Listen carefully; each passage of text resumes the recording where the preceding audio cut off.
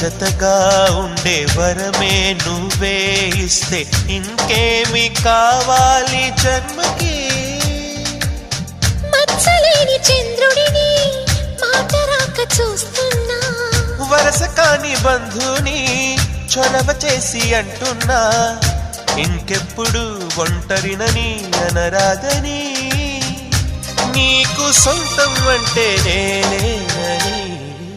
కొమ్మ కొమ్మ విన్నావమ్మ కోయిల వస్తుంది, వస్తూ వస్తూ తనతో వెన్నెల వెలుగులు తెస్తుంది.